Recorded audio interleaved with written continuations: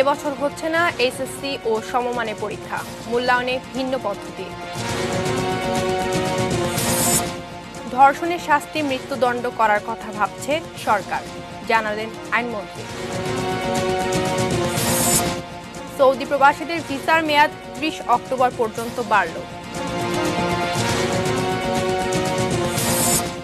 রোহিঙ্গারা পরিবেশের মারাত্মক ক্ষতির কারণ, প্রধানমন্ত্রী। করোনায় দেশে আরও ৩৫ জনের মৃত্যু, দরিদ্ররা ভ্যাকসিন পাবে বিনামূল্যে।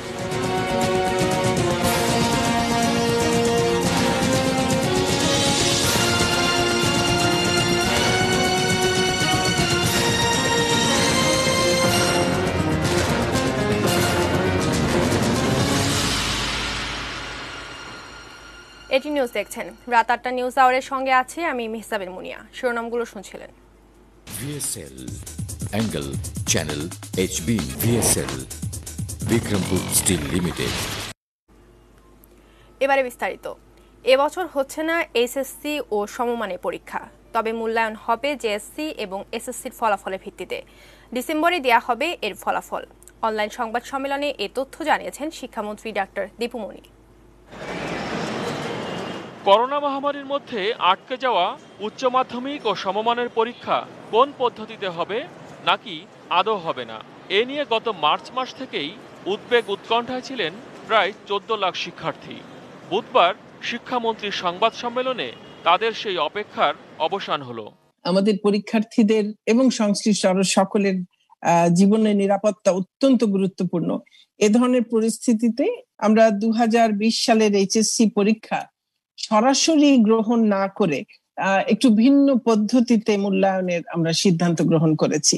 জেএসসি এবং এসএসসি পরীক্ষার তাদের ফলাফলের গড়ের ভিত্তিতে আমরা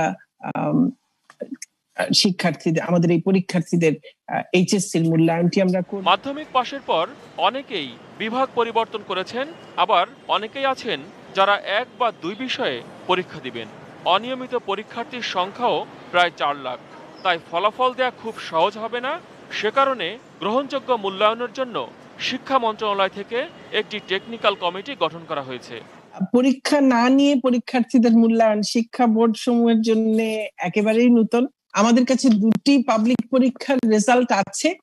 এর বাইরে যদি অন্য কোনো পরীক্ষার অন্য কোনো ধরনের মূল্যায়নে যেতে হয়, তাহলেই সেটি এই ১৩ লক্ষ পরীক্ষার্থীকে নিয়ে সেটিতে এই মুহূর্তে এই পরিস্থিতিতে যাওয়া সম্ভব। এসএসসি এবং জেএসসির কত পার্সেন্ট করে নেওয়া হবে, তো সেই ক্ষেত্রে সেটিও এই পরামর্শ কমিটি তারাই আমাদেরকে বলে দেবেন। শিক্ষামন্ত্রীর কাছে প্রশ্ন ছিল, মাধ্যমিকের চেয়ে উচ্চ মাধ্যমিকে ভালো ফল করে অনেকেই, সেক্ষেত্রে তাদের কি হবে, আর এমন পদ্ধতিই বা আন্তর্জাতিকভাবে কতটা গ্রহণযোগ্য হবে। কিভাবে মূল্যায়ন করা হলে ফলাফল দেশে এবং বিদেশে গ্রহণযোগ্যতা অর্জন করবে এবং শিক্ষার্থীদের পরবর্তী জীবনে এর কোনো বিরূপ প্রভাব পড়বে কিনা, এই বিষয়গুলো কিন্তু আমাদের কাছে অবশ্যই গুরুত্বপূর্ণ। আর আমরা আশা করছি যে আমরা এই সকল বিষয়কে বিবেচনায় নিয়ে আমরা এই বছরের ডিসেম্বরের মধ্যেই আমরা আমাদের চূড়ান্ত ফলাফল আমরা ঘোষণা করব ইনশাআল্লাহ। ফলাফল হাতে পেয়েই শিক্ষার্থীদের বিশ্ববিদ্যালয়ের ভর্তি যুদ্ধে নামতে হবে। তখন তাদের এই ফল কিভাবে মূল্যায়ন হবে সে সিদ্ধান্ত পরে হবে বলে জানালেন শিক্ষামন্ত্রী। মহসিন কবির, এটিএন নিউজ, ঢাকা। সাম্প্রতিক প্রসঙ্গ। বেগমগঞ্জের ঘটনার হোতা দেলোয়ার বাহিনীর নামে শুধু চাঁদাবাজি ছিনতাই না, ধর্ষণের অভিযোগও অনেক পুরনো। এখনও সেখানকার লোকজন সিটিয়ে আছে দেলোয়ারের ভয়ে। যদিও স্থানীয় এমপি বা পুলিশ এলাকাবাসীর এই অসহায়ত্বের কথা মানতে নারাজ।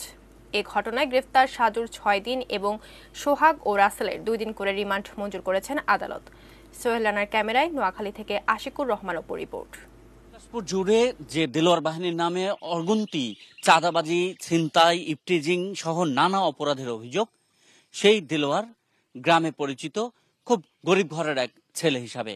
এককালে তরকারি বিক্রি করত, পরে সিএনজি চালাতো, সবশেষে ঋণ নিয়ে নাকি এরকম মাছের ঘের করেছে দেলোয়ার এবং তার ভাইয়েরা। এই ঘটনা ঘটার পর জানি আর কি যে এতটুকু আগাই গেছে, কিন্তু আগে আমাদের কাছে এরকম কিছু মনে হয়নি। রাজনীতি কিছু কিছু মানে দেখতাম তো মানুষের চলাফেরা করতো রাজনীতির ব্যাপারে, এইটাই দেখছি। গরিব ঘরের সন্তান হলেও দেলোয়ার যে ছিনতাই সহ নানা অপরাধের সঙ্গে জড়িত এসব কথা টুকটাক শুনেছেন বলে দাবি এলাকাবাসীর। তারা আসলেই শোনেননি, নাকি ভয়ে দেখেননি, নাকি দেলোয়ার অন্তত এলাকায় কোনো খারাপ কাজ করতো না তার বাড়ির আশেপাশের মানুষদের সঙ্গে। আয় করে না কোনোদিন সান্দাবাজি আন্দাবাজি কোনোদিন কার্গো অপমানি করি না, কার্গো তুমি টিয়া হইসা লই। দেলোয়ারের বড় ভাই আনোয়ার, যে নাকি দেলোয়ারের প্রায় সব কাজের সঙ্গী, সেই জানালো সিএনজি চালানোর সময় দেলোয়ার এবং তার সঙ্গে নানা রকম সন্ত্রাসী গ্রুপের সংঘর্ষ হতো।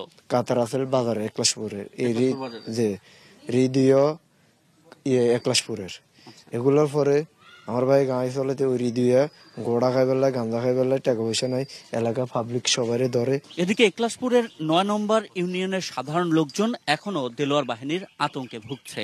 দেলোয়ার বাদল সহ কয়েকজন গ্রেপ্তার হলেও তারা নিজেদের নিরাপদ মনে করছেন না। এমনকি আলোচিত নির্যাতনের ঘটনার দিনে কি হয়েছিল সে বিষয়েও কেউ মুখ খুলছেন না। তারা সবাই বলছেন তারা আতঙ্কে আছেন।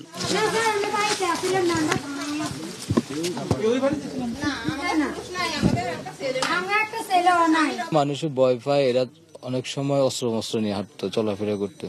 ওদের উপরও অনেক গ্যাং আছে। এদের কাছে তো অস্ত্র অনেক টাইমে দেখা যায় সানিস ডাটা এবং অনেক কিছু থাকে, কিছু কিছু হইলে ফলা বানলে দেলোয়ার এগুলো মাস্টার মাইন্ড। আর সেটা বলার জন্য যে ভিডিও করছে, ভিডিও ছাড়ছে, এটা ঠিক আছে না, এগুলোর ভারী করেন। আর দেলোয়ার মাস্টারমাইন্ড বলতে দেলোয়ারকে পুরো মানে গ্রুপটা দেলোয়ারই চালায়। গ্রুপে দেলোয়ার এগুলো হেচার দিয়ে সোসাইটি দিয়ে অনেকগুলো কাজে লিপ্ত হয়, এগুলো করে। ওখানে কালামও ছিল, তারপর তো 2 বছর 1 বছর আগে আবার দর্শনের ইয়ে থেকে। যদিও এই এলাকার জনপ্রতিনিধি অর্থাৎ বেগমগঞ্জের যিনি সংসদ সদস্য, তিনি বলছেন যে এই এলাকার কেউ আতঙ্কে নেই। আমার এলাকার লোকজন এটা অনিরাপদ না। আমার সকাল থেকে রাত্রে আমি আসলে 12টা পর্যন্ত মানুষের কথা শুনি। নিরাপদ না হওয়ার মতো কোনো কারণ আমি দেখছি না, এই ভয়ের কি আছে সেটাও আমি দেখছি না। প্রশ্ন উঠছে, প্রশাসন এবং জনপ্রতিনিধিরা যখন এভাবে প্রকাশ্যে দাবি করছেন এলাকাবাসী নিরাপদ এবং এলাকাবাসী বোধ করছেন তারা অনিরাপদ, তখন আইনের শাসনই বা কতদূর? আর দেলোয়ার বাদল গংদের হাত থেকে এই এলাকাবাসীর নিরাপত্তাই বা কতদূর? আশিকুর রহমান অপু, এটি নিউজ, নোয়াখালী। ধর্ষকদের দ্রুত বিচার ও সর্বোচ্চ শাস্তির দাবিতে বুধবারও উত্তাল ছিল রাজপথ। রাজধানীর শাহবাগ, টিএসসি ও শহীদ মিনারের বিভিন্ন সংগঠন ও সাধারণ শিক্ষার্থীরা নানান কর্মসূচিতে এই দাবি তুলে ধরেন।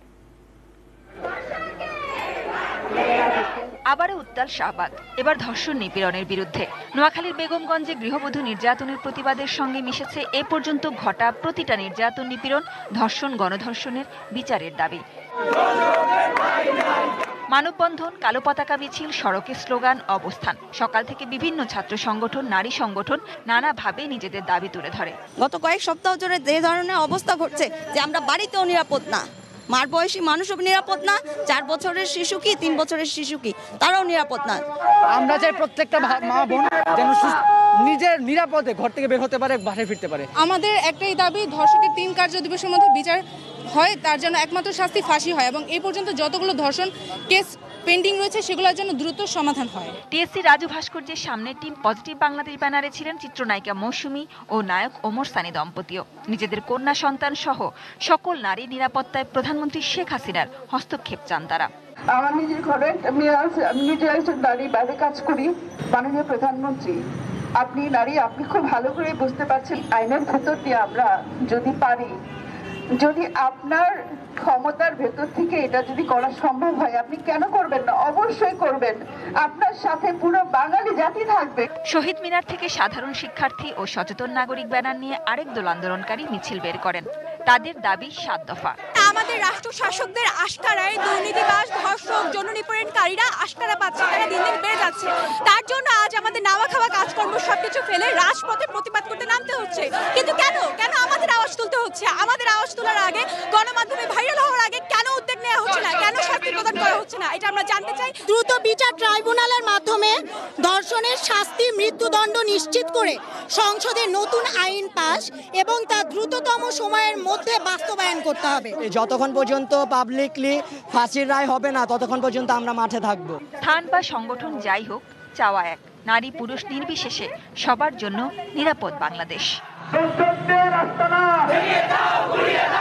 Sajida Sweety, ATN news, Dhaka. নারীর প্রতি সহিংসতা ও নির্যাতনের প্রতিবাদে আজ সারা দেশেই প্রতিবাদ কর্মসূচি পালিত হয়েছে। প্রতিনিধিদের পাঠানো তথ্য ও ছবিতে ডেস্ক রিপোর্ট। সাধারণ শিক্ষার্থীদের ব্যানারে গণস্বাক্ষর কর্মসূচি পালন করা হয় রাজশাহী সাহেববাজার 0 পয়েন্টে। আমরা এই অন্যায় শেষ করতে চাই। কুষ্টিয়ার পাবলিক লাইব্রেরি মাঠে সম্মিলিত সামাজিক আন্দোলন ও অন্যান্য সংগঠনের উদ্যোগে মানববন্ধন ও সমাবেশ অনুষ্ঠিত হয়। যশোর প্রেস ক্লাবের সামনে প্রতিবাদী ছাত্র সমাজের ব্যানারে আয়োজিত মানববন্ধনে ধর্ষণের বিরুদ্ধে দৃষ্টান্তমূলক শাস্তির দাবি জানানো হয়েছে। 13 দফা দাবিতে 7 মাথায় প্রতিবাদী সমাবেশ করেছে বগুড়ার সাধারণ শিক্ষার্থীরা। ময়মনসিংহের টাউন হল মোড়ে বিভিন্ন প্রতিষ্ঠানের শিক্ষার্থীরা ঘণ্টাব্যাপী মানববন্ধন ও বিক্ষোভ সমাবেশ করেছে।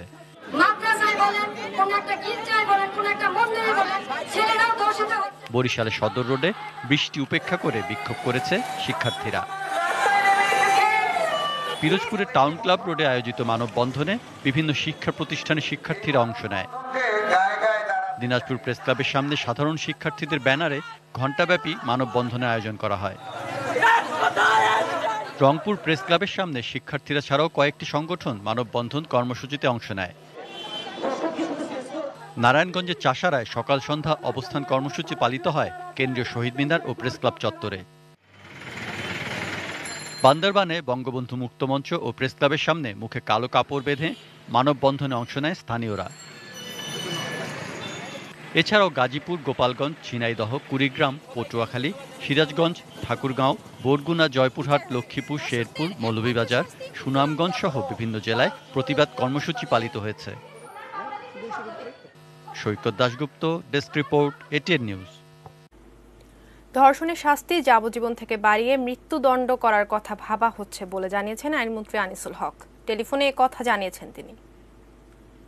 যে জনগণ যখন দাবি তুলেছে, এই দাবির পরিপ্রেক্ষিতে আমরা এটা বিবেচনা করব যে শাস্তি বাড়ানো যায় কিনা। এর ভালো মন্দ দিক আমরা দেখে তারপরে এই ব্যাপারে সিদ্ধান্ত। গাজীপুরে ধর্ষণ চেষ্টা ও বরিশালে ধর্ষণের অভিযোগে 2 জনকে গ্রেফতার করেছে পুলিশ। গাজীপুরে এক গৃহ পরিচারিকা শিশুকে ধর্ষণ চেষ্টার অভিযোগে বুধবার দুপুরে আনোয়ারুল ইসলাম সজীব নামে এক প্রকৌশলীকে গ্রেফতার করেছে পুলিশ।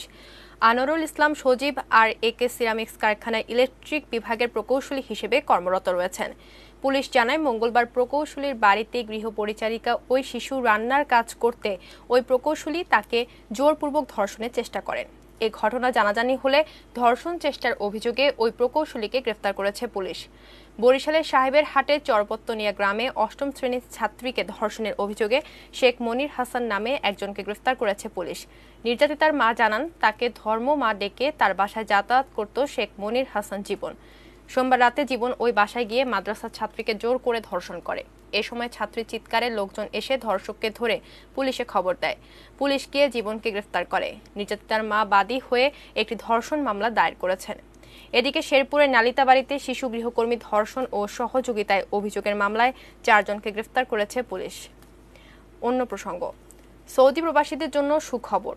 দেশে আটকে পড়া সৌদি প্রবাসীদের ভিসার মেয়াদ 30 অক্টোবর পর্যন্ত বাড়িয়েছে সৌদি সরকার, জানিয়েছে পররাষ্ট্র মন্ত্রণালয়। ভিসার মেয়াদ শেষ হওয়ার কারণে দেশে আটকে পড়া অনেক প্রবাসী সৌদি আরব ফিরে যেতে পারছেন না। তাছাড়া ভিসার মেয়াদ বাড়ানোর জন্য সৌদি আরব যে 5 শর্ত দিয়েছিল, সেগুলো বেশিরভাগ শ্রমিক পূরণ করতে পারছেন না। কারণ এসব শর্ত পূরণের জন্য সংশ্লিষ্ট নিয়োগকর্তার সাথে যোগাযোগ জরুরি, যা বর্তমান পরিস্থিতিতে অনেক শ্রমিকই করতে পারছেন না। ভিসার মেয়াদ শেষ হয়ে যাওয়ায় অনেকের ফিরে যাওয়া অনিশ্চিত হয়ে পড়ে। এ নিয়ে পররাষ্ট্র মন্ত্রণালয়ের তৎপরতায় সৌদি সরকার ভিসার মেয়াদ 30 অক্টোবর পর্যন্ত বাড়িয়ে দেয়।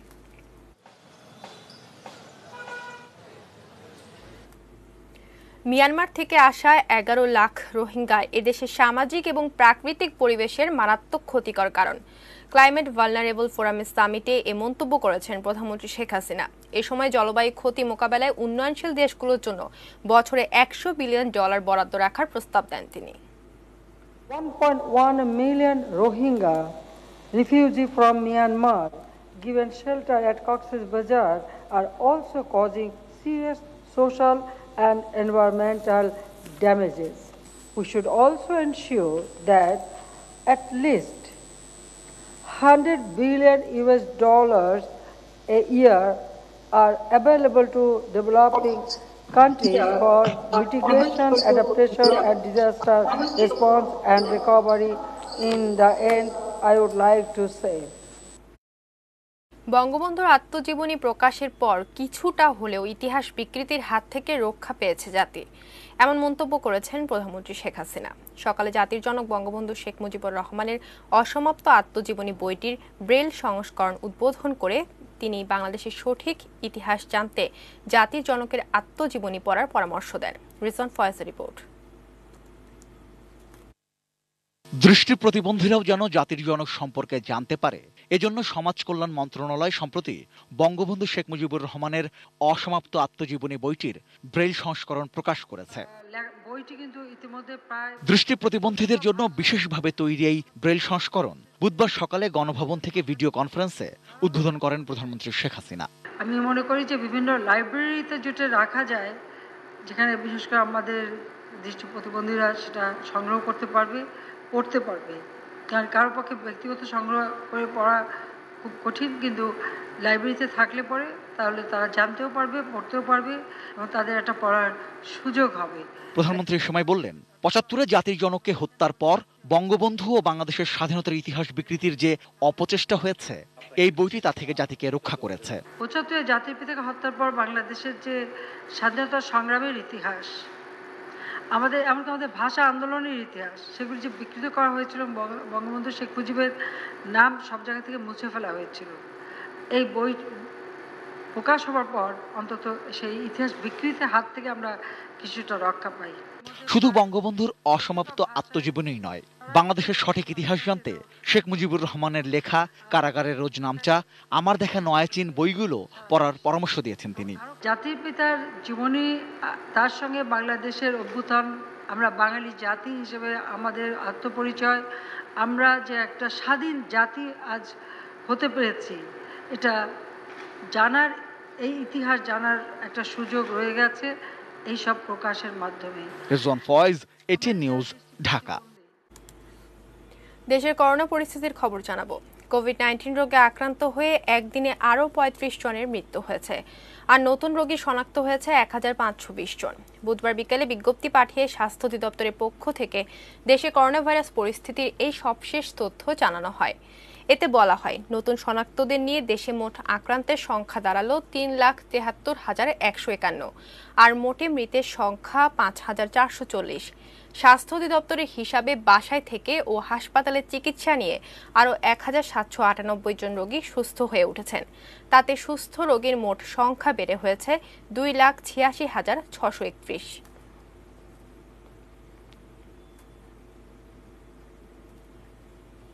বিনামূল্যে কোভিড ভ্যাকসিন পাবে না বাংলাদেশ, তবে দেশের দরিদ্র মানুষকে বিনামূল্যে ভ্যাকসিন দেবে সরকার। ভ্যাকসিন কিনতে বরাদ্দ রাখা হয়েছে ৬০০ কোটি টাকা, আর বিশ্ব স্বাস্থ্য সংস্থার অনুমোদন ছাড়া কোনো ভ্যাকসিন কিনবে না বাংলাদেশ। আরিফ জামালের রিপোর্টে বিস্তারিত। কোভিড পরিস্থিতি মোকাবেলায় বিশ্বের সব দেশের মতো বাংলাদেশও ভ্যাকসিনের অপেক্ষায় আছে। ভ্যাকসিন তৈরির চেষ্টা করছে এমন সব দেশ ও প্রতিষ্ঠানের সাথে যোগাযোগ রক্ষা করছে সরকার, যেন দ্রুততা পাওয়া যায়।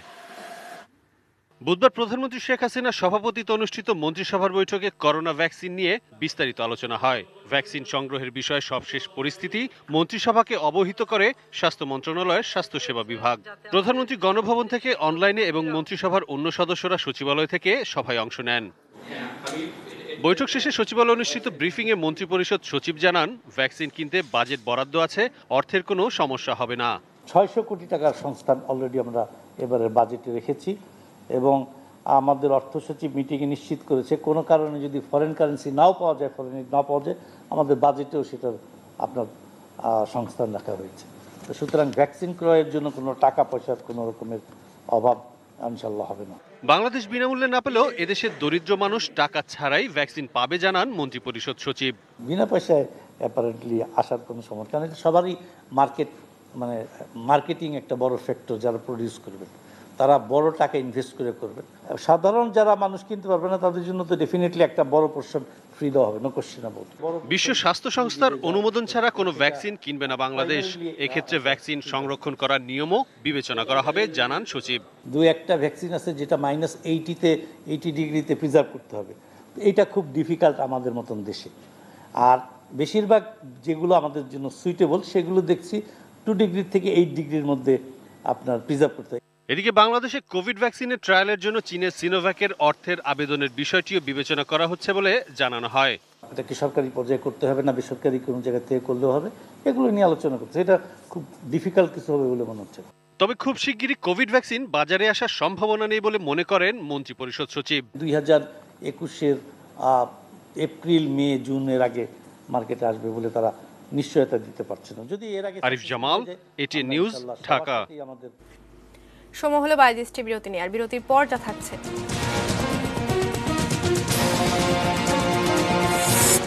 করোনা পরবর্তী অর্থনীতি পুনরুদ্ধারে বাংলাদেশ সফল মনে করে দক্ষিণ কোরিয়া। শিগগিরই টেলিভিশন কর্মীদের জন্য আলাদা বেতন কাঠামো জানালেন তথ্যমন্ত্রী।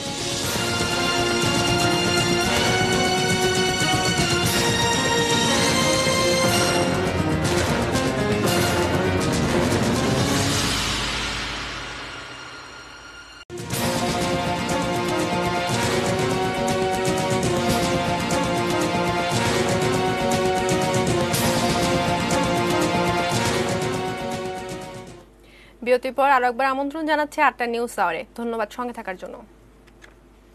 যাচ্ছে অন্যান্য খবরে। করোনা পরবর্তী অর্থনৈতিক কর্মকাণ্ডে দ্রুত গতি সঞ্চারে বাংলাদেশ সাফল্যের পরিচয় দিয়েছে বলে মনে করেন কোরীয় বিনিয়োগকারীরা। তাই বাংলাদেশ বিদ্যুৎ, জ্বালানি এবং তথ্য প্রযুক্তি সহ বিভিন্ন খাতে নতুন বিনিয়োগে আগ্রহী দক্ষিণ কোরিয়ার সরকার ও ব্যবসায়ীরা। বুধবার এটিএন নিউজ ও এটিএন বাংলার চেয়ারম্যান ডক্টর মাহফুজুর রহমানের সঙ্গে এক সৌজন্য সাক্ষাতে এসব কথা বলেন কোরিয়া ট্রেড ইনভেস্টমেন্ট প্রমোশন এজেন্সির বাংলাদেশ শাখার মহাপরিচালক Kim Un Jong. Mofidul Tapu report. বিশ্বের কোন কোন দেশে কোন খাতে বিনিয়োগে সর্বোচ্চ লাভবান হওয়া যায়, দক্ষিণ কোরিয়ায় সেই হিসাবটি দেখার দায়িত্ব বাণিজ্য সংস্থা Korea trade investment promotion agency কোট্রার। বাংলাদেশে একাধিক ইপিজেডে বিনিয়োগ রয়েছে দক্ষিণ কোরীয় ব্যবসায়ীদের। বিনিয়োগের সফলতায় আরও সম্ভাবনা দেখছে কোট্রা। সেই মিশনের অংশ হিসেবে বুধবার বিশিষ্ট শিল্পোদ্যোক্তা এটিএন নিউজ ও এটিএন বাংলার চেয়ারম্যান ডক্টর মাহফুজুর রহমানের সঙ্গে সৌজন্য সাক্ষাৎ করেন কোট্রা বাংলাদেশের মহাপরিচালক। এ সময় কোট্রা মহাপরিচালককে এটিএন নিউজ ও এটিএন বাংলার কার্যক্রম সম্পর্কে অবহিত করেন ডক্টর মাহফুজুর রহমান। পরে তারা এটিএন বাংলার অফিস ঘুরে দেখেন। পরিদর্শন শেষে কোট্রা ডিজি বলেন, বাংলাদেশ চতুর্থ শিল্প বিপ্লবের যুগে প্রবেশ করছে এবং দক্ষিণ কোরিয়ার সরকার ও ব্যবসায়ীরা বাংলাদেশে বিনিয়োগ করার জন্য খুবই আন্তরিক ও আগ্রহী। The fourth industrial revolution you are preparing. So Korean investors, Korean companies also, we are willing to work with the Bangladesh partners for the future of Bangladesh. So I hope Korean company and Korean government also, we are willing to cooperate with the Bangladesh partners as well as ATN TV channels. এ সময় doctor Mahfuzur Rahman বলেন, বর্তমান সরকার বিনিয়োগ বান্ধব যেসব উদ্যোগ নিয়েছে তাতে করে বিদেশি বিনিয়োগকারীরা উৎসাহিত হচ্ছেন। যারা প্রাইভেট ইনভেস্টর তারা বাংলাদেশে আসুক। আমাদের বাংলাদেশের অনেক স্কোপ আছে। বাংলাদেশ সরকার এখন অনেক ফ্যাসিলিটি দিচ্ছে বিদেশি ইনভেস্টরকে। আমরা দু দেশের বিজনেসম্যান বা অন্যান্য সেক্টরের যারা আছে ইন্টারেস্টেড বাংলাদেশে ইনভেস্ট করতে বা বাংলাদেশ থেকে যে দেশে ব্যবসা করার জন্য যেসব যারা আগ্রহী, আমরা দুই দেশের মধ্যে একটা ফ্রেন্ডশিপ গড়ে তুলতে পারবো দুই দেশি বিজনেসম্যানদের মধ্যে। দুদেশের মানুষের মধ্যে পারস্পরিক সংস্কৃতি বিনিময়ের সম্পর্ক গড়ে তুলতে এটিএন নিউজ ও এটিএন বাংলার সঙ্গে ভবিষ্যতেও কোট্রা নিরবিচ্ছিন্ন সম্পর্ক রাখবে বলে জানান সংস্থাটির DG Kim Un Jong. Mofidul Topu, ATN news, Dhaka. Television কর্মীদের জন্য আলাদা বেতন কাঠামো সংক্রান্ত আইন শিগগিরই হবে বলে জানিয়েছেন তথ্যমন্ত্রী ডক্টর হাসান মাহমুদ। বুধবার সচিবালয়ের ব্রডকাস্ট জার্নালিস্ট সেন্টার বিজেসির প্রতিনিধিদের সাথে বৈঠক শেষে সাংবাদিকদের এই কথা জানান তিনি। এই বেতন কাঠামো একটি আইনি ভিত্তি দেওয়ার জন্য সরকারের পক্ষ থেকে আইন প্রণয়ন করা হচ্ছে। সেই আইন আমাদের পক্ষ থেকে বহু আগেই সেটি প্রণয়ন করে মন্ত্রিসভার মাধ্যমে আইন মন্ত্রণালয়ে গেছে। তো আজকে সর্বশেষ খবর হচ্ছে আইন মন্ত্রণালয় সেটি ভেটিং করে ফেলেছে। সুতরাং আমরা আশা করছি এই আইন প্রণয়নের ক্ষেত্রে আমরা দ্রুত একটা ব্যবস্থা নিতে পারব। কুমিল্লায় বাংলাদেশ সেনাবাহিনী ৩৩ পদাতিক ডিভিশনে ৬টি ইউনিটের রেজিমেন্টাল কালার প্রদান অনুষ্ঠিত হয়েছে। বুধবার কুমিল্লা সেনানিবাসের এম.আর. চৌধুরী প্যারেড গ্রাউন্ডে রেজিমেন্টাল কালার প্রদান অনুষ্ঠানে প্রধান অতিথি হিসেবে উপস্থিত ছিলেন সেনাবাহিনী প্রধান জেনারেল আজিজ আহমেদ। ৩৩ পদাতিক ডিভিশনের GOC major general Ahmed Tabrez Shams Chowdhury সেনাপ্রধানকে অভ্যর্থনা জানান। সেনাবাহিনী প্রধান রেজিমেন্টাল কালার প্রাপ্ত ইউনিটসমূহকে অভিনন্দন জানান। তিনি কর্মদক্ষতা, কঠোর পরিশ্রম ও কর্তব্যনিষ্ঠার স্বীকৃতি স্বরূপ প্রাপ্ত পতাকার মর্যাদা রক্ষা এবং দেশমাতৃকার যে কোনো প্রয়োজনে সর্বোচ্চ ত্যাগ স্বীকারে ইউনিটসমূহকে প্রস্তুত থাকতে নির্দেশনা দেন। সীমান্তের সব পিলারই এখন বাংলাদেশের নাম। এই পরিচয় প্রতিষ্ঠায় লেগে গেল ৪৯ বছর। বর্ডার গার্ড বাংলাদেশ বিজিবির পরিচালক লেফটেন্যান্ট কর্নেল ফয়জুর রহমান জানিয়েছেন, সীমান্তের ১০,২৪০টি পিলারেই এখন বাংলাদেশের নাম। সকালে ঢাকায় বিজিবি সদর দপ্তরে এক সংবাদ সম্মেলনে তিনি আরও জানান, গত ৮ মাসে সীমান্ত সহ বিভিন্ন জায়গায় ৫ লাখেরও বেশি অভিযান পরিচালনা করেছে সংস্থাটি।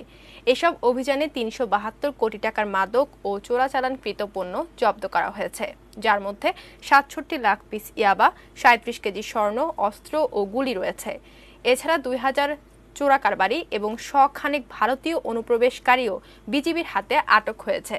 টেকনাফ সীমান্তে কাঁটাতারের বেড়া দেয়ায় কাজ চলছে জানিয়ে তিনি বলেন, সীমান্তের সমস্ত পিলার থেকে পাকিস্তানের নাম মুছে বিডি বা বাংলাদেশ লেখার কাজ শেষ হয়েছে।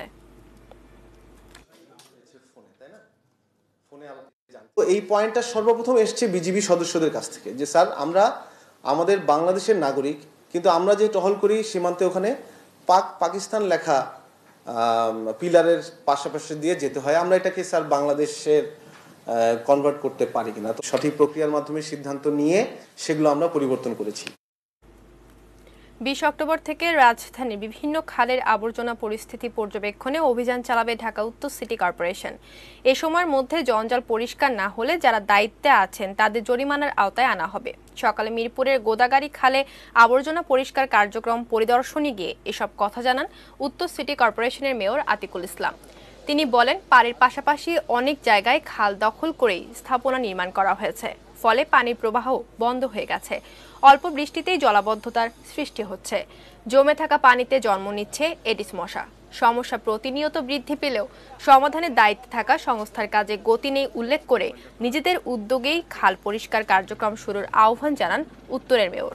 আমরা আগামী ২০ তারিখ থেকে যেরকম করে এডিস মশার জন্য চিরুনি অভিযান হয়েছে এবং আমরা ফাইন শুরু করেছি, ঠিক তদ্রূপভাবে আমরা বিভিন্ন খালগুলা পরিদর্শন করব, ডোবা নালা পরিদর্শন করব।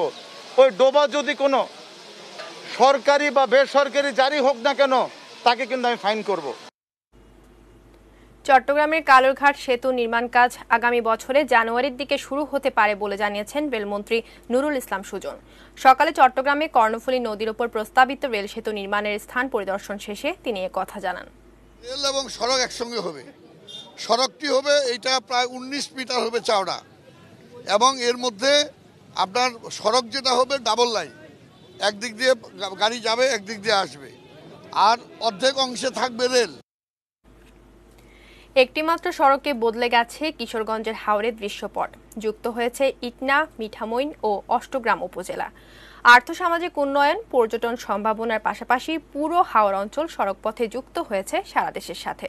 বৃহস্পতিবার ভিডিও কনফারেন্সের মাধ্যমে অলওয়েদার সড়কটি উদ্বোধন করবেন প্রধানমন্ত্রী শেখ হাসিনা।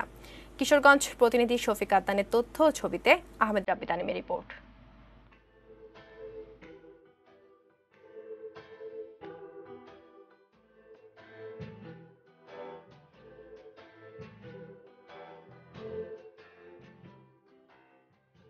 হাওরের বুকে দিগন্তে হারিয়ে যাওয়া পিচ ঢালা এক পথ, দ্বীপের মতো ভেসে থাকা গ্রাম, হিজল বন, তার পাশ দিয়ে একে বেঁকে চলা দৃষ্টিনন্দন সড়ক, যেটি পাল্টে দিয়েছে ইটনা, মিঠামইন ও অষ্টগ্রাম, এই ৩ উপজেলার মানুষের দৈনন্দিন জীবন ও অর্থনীতি।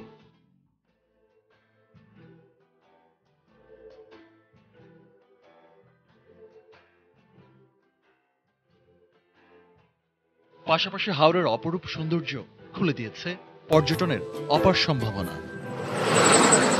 একসময় বর্ষা ও শুষ্ক মৌসুমে অবর্ণনীয় কষ্ট সহ্য করা হাওরবাসীর জন্য এলাকার কৃতি সন্তান রাষ্ট্রপতি আব্দুল হামিদ এই সড়ক নির্মাণের ইচ্ছা প্রকাশ করেন। এরপর প্রধানমন্ত্রী শেখ হাসিনার উদ্যোগে 2016 সালের এপ্রিলে শুরু হয় 30 কিলোমিটার সড়কের নির্মাণ কাজ। প্রকল্প ব্যয় ধরা হয় 875 কোটি টাকা। ব্রাহ্মণবাড়িয়ার নাসিরনগর পর্যন্ত বাড়ানো হবে সড়কটি। কাজ শেষ হলে ঢাকা, সিলেট, চট্টগ্রামের সঙ্গে সরাসরি যুক্ত হবে কিশোরগঞ্জের হাওরাঞ্চল। দীর্ঘদিনের স্বপ্ন পূরণ হওয়ায় উচ্ছ্বসিত হাওরবাসী। প্রধানমন্ত্রীর প্রতি কৃতজ্ঞতা জানালেন স্থানীয় এমপি। আমরা কখনো কল্পনাই করতে পারি নাই হাওরে এত মানুষ এই রাস্তাটা দেখার জন্য আসবে, কারণ রাস্তার দুই ধারে পানি এবং মনে হবে যে সমুদ্রের মাঝখান দিয়ে একটা রেগ চলে গেছে, মানে একটা অপূর্ব দৃশ্য। সব আবহাওয়ায় উপযোগী সড়কটির হাত ধরে বেড়েছে স্থানীয়দের কর্মসংস্থান, উন্মুক্ত হয়েছে পর্যটনের বিশাল সম্ভাবনা। একে বিশ্বের অন্যতম সেরা পর্যটন কেন্দ্র তৈরিতে আরও সুযোগ সুবিধা বাড়ানোর দাবি পর্যটকদের। হাওরের মানুষের মধ্যে কানেক্টিভিটি এবং হাওরের সাথে অন্যান্য বাংলাদেশের অন্যান্য এরিয়ার যে কানেক্টিভিটি, এটা একটু চমৎকার সংযোগ সাধন হয়েছে। এর সাথে যদি ফ্লাইওভারগুলো সংযুক্ত হয় তাহলে বিভিন্ন পর্যটকগুলো খুব সহজে এই 3টা উপজেলাকে ভিজিট করতে পারবে। বৃহস্পতিবার ভিডিও কনফারেন্সের মাধ্যমে হাওরের বিস্ময় হিসেবে পরিচিত সড়কটির উদ্বোধন করবেন প্রধানমন্ত্রী শেখ হাসিনা। আহমেদ রাবি, Tanim, ATN news, Dhaka. Social ইসলামী ব্যাংক লিমিটেড বাণিজ্য সংবাদ।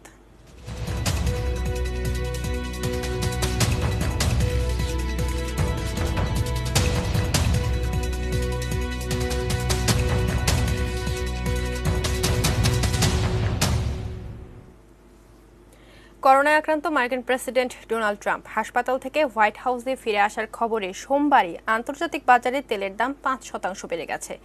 যুক্তরাষ্ট্র ভিত্তিক ওয়েস্ট টেক্সাস ইন্টারমিডিয়েট অপরিশোধিত তেলের দাম 0.6% বেড়ে ব্যারেল প্রতি হয়েছে $39.46। আন্তর্জাতিক মানদণ্ড ব্রেন্ট ক্রুডের দাম 0.5% $41 হয়েছে। তবে কেবল ট্রাম্পের কারণে নয়, নরওয়েতে তেল শ্রমিকদের ধর্মঘটে 6টি অফশোর তেল ও গ্যাস ক্ষেত্র বন্ধ থাকার প্রভাবও পড়েছে তেলের দামে। এছাড়া যুক্তরাষ্ট্রের মেক্সিকো উপসাগরে ঝড়ের আশঙ্কায় তেল ক্ষেত্রগুলো সাময়িক খালি করার কারণেও দাম বেড়েছে।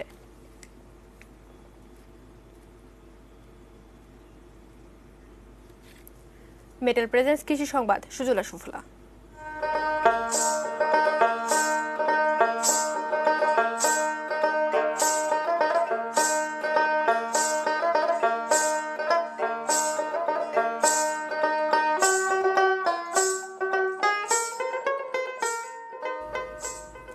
সুমিষ্ট, পুষ্টিকর ও অর্থকরী হওয়ায় কুষ্টিয়ায় মাল্টা চাষে দিন দিন আগ্রহ বাড়ছে কৃষকদের।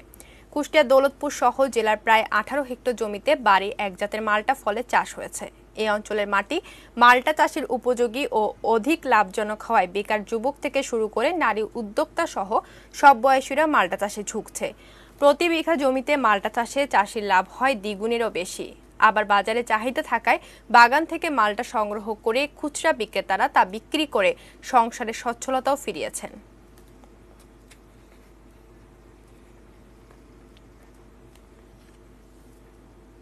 আবারও নিচ্ছি বায়োলজিস্ট্রি বিরতির পর যা থাকছে।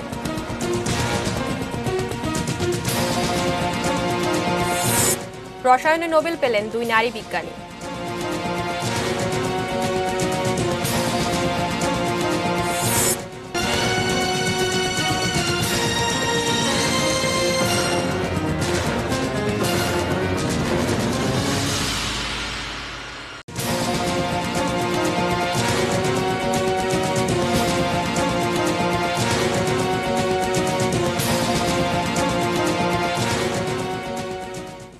আবারও আমন্ত্রণ জানাচ্ছি 8টা নিউজ আওয়ারে। ধন্যবাদ সঙ্গে থাকার জন্য। অন্যান্য সংবাদ। করোনায় আক্রান্ত হয়ে সেন্ট জোসেফ স্কুলের অধ্যক্ষ রবি থিওডর পিউরিফিকেশন মারা গেছেন। মঙ্গলবার সন্ধ্যা 6:30টায় পুরান ঢাকার একটি হাসপাতালে মারা যান তিনি। গত 1 সেপ্টেম্বর করোনার উপসর্গ দেখা দেয় তার। প্রথমে গুলশানের একটি হাসপাতালে এবং পরে আজগর আলী হাসপাতালে ভর্তি করা হয় তাকে। গতকাল সেখানেই মারা যান তিনি। বুধবার সকাল ৯টায় তার মরদেহ মোহাম্মদপুরের সেন্ট জোসেফ স্কুলের ক্যাম্পাসে রাখা হয়। পরে নেওয়া হয় সাবেক কর্মস্থল পুরান ঢাকা সেন্ট গ্রেগরি স্কুলে। সেখানে শ্রদ্ধা নিবেদন শেষে বিকেলে ওয়ারিতে তাকে সমাহিত করা হয়।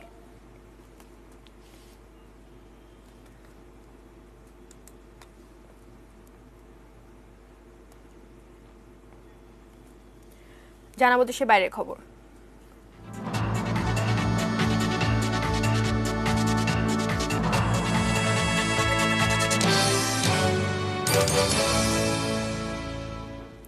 নোবেল পুরস্কারের খবর। এবার রসায়নে নোবেল পেলেন দুই নারী বিজ্ঞানী ইম্মানুয়েল শার্পেন্টি ও জেনিফার ডাউডনা। জিনোম গবেষণায় অবদানের জন্য তারা এই স্বীকৃতি পেলেন। বুধবার সুইডিশ নোবেল কমিটি পুরস্কারের কথা ঘোষণা করে। নোবেল কমিটি বলেছে, এ দুই গবেষকের উদ্ভাবিত ক্রিসপিয়ার CAS9 পদ্ধতি নিখুঁতভাবে জিনোম সম্পাদনের কাজটি সম্ভব করেছে। স্ট্রেপ্টোকোকাস ফাইজেন্স ব্যাকটেরিয়া দিয়ে প্রথমে তারা ট্র্যাকার RNA নামে একটি বস্তুকণা তৈরি করেন। পরে এটি ক্রিসপিয়ার CAS9 পদ্ধতি নামে পরিচিতি পায়। ব্যাকটেরিয়ার এই জৈব কাঁচির মাধ্যমে DNA কে আলাদা করা হয়। এই ব্যাকটেরিয়াল কাঁচি DNA এবং ভাইরাসকে আলাদা করে চিনতে পারে। ফলে DNA ত্রুটিপূর্ণ অংশটি নিখুঁতভাবে কাটা বা জোড়া লাগানো সম্ভব হয়।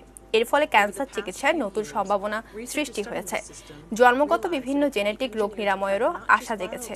ফরাসি বিজ্ঞানী ইমানুয়েল শার্পেন্টি জার্মানির বার্লিনে অবস্থিত Max Planck Institute for Infection বায়োলজির পরিচালক, আর জেনিফার ডাউডনার ক্যালিফোর্নিয়া বিশ্ববিদ্যালয়ের মলিকুলার অ্যান্ড সেল বায়োলজি বিভাগের অধ্যাপক। ক্লেমন স্পোর্টস নিউজ।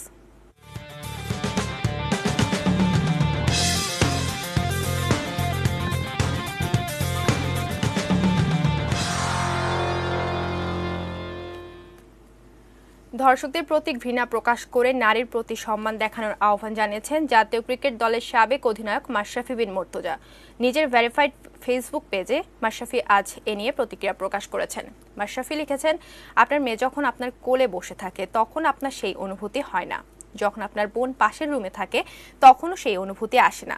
আপনার স্ত্রীকে নিয়ে যখন ঘুরতে বেরোন তখন তার দিকে বাঁকাভাবে তাকালে আপনার খারাপ লাগে। কিন্তু অন্যকে দেখার ক্ষেত্রে কি আমার আপনার অনুভূতি একই রকম আছে? তা না হলে বুঝে নিতে হবে সমস্যা অনেকের মগজেই। আসুন মানসিকতা পরিবর্তন করি, নারীকে মাথা উঁচু করে বাঁচতে দেই। আর ধর্ষক কোনো পরিচয় বহন করে না, সে কুৎসিত হয়তো চেহারায় নয়, তবে মানসিকতায়। এর আগে তারকা ক্রিকেটার সাকিব এবং মুশফিক ধর্ষণ ও নারী নির্যাতনের বিরুদ্ধে দৃঢ় অবস্থান নিয়েছেন।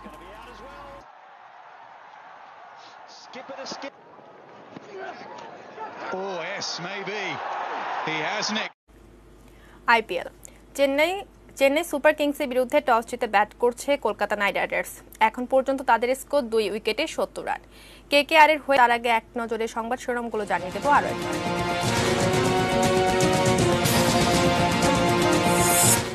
এবছর হচ্ছে না HSC ও সমমানের পরীক্ষা, মূল্যায়নের ভিন্ন পদ্ধতি। ধর্ষণের শাস্তি মৃত্যুদণ্ড করার কথা ভাবছে সরকার, জানালেন আইনমন্ত্রী। সৌদি প্রবাসীদের ভিসার মেয়াদ বাড়ল 30 অক্টোবর পর্যন্ত। রোহিঙ্গারা পরিবেশের মারাত্মক ক্ষতির কারণ, প্রধানমন্ত্রী। করোনায় দেশে আরও 35 জনের মৃত্যু, দরিদ্ররা ভ্যাকসিন পাবে বিনামূল্যে। করোনা পরবর্তী অর্থনীতি পুনরুদ্ধারে বাংলাদেশ সফল, মনে করে দক্ষিণ কোরিয়া। শিগগিরই টেলিভিশন কর্মীদের জন্য আলাদা বেতন কাঠামো, জানালেন তথ্যমন্ত্রী। রসায়নে নোবেল পেলেন 2 নারী বিজ্ঞানী।